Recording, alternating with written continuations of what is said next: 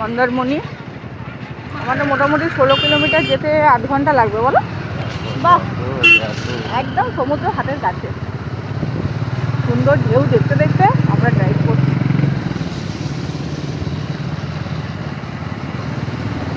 অসাধারণ ভিউ,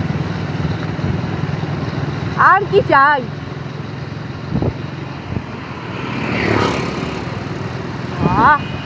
ঢেউগুলো কি বড় বড় ঢেউ আসছে আজকে। মোটামুটি একটু ঝড়ফড়ের ওয়েদার হলে রাস্তায় চলে আসি জল না।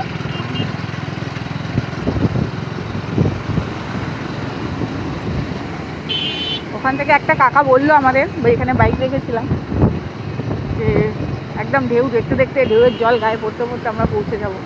সত্যি তাই, ছিটেগুলো আসছে গায়ের মধ্যে, হেভি লাগছে। আশেপাশে সব বাড়ি, এই বাড়িগুলো যতটা সুন্দর এখানে থাকতে মজা সমুদ্র, আবার সেরকম ঝড় বৃষ্টির সময় এদের অনেক কষ্টও হয়, সব জল ঢুকে যায় বাড়িতে।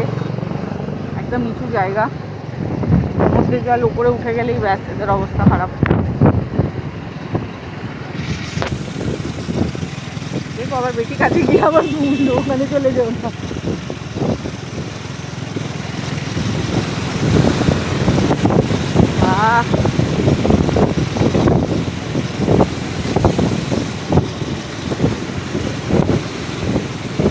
আধ ঘন্টা একটু বেশিই লাগবে, কারণ আমি একটু স্লো যাচ্ছি ভিউ উপভোগ করতে করতে।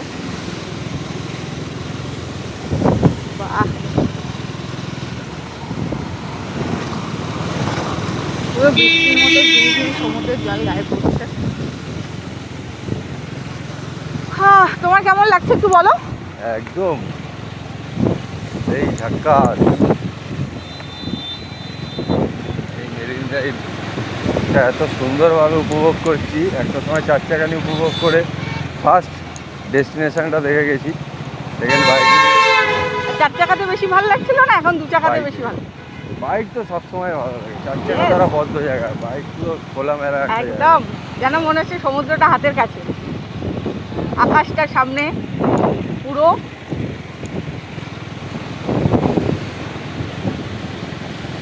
ওয়াও,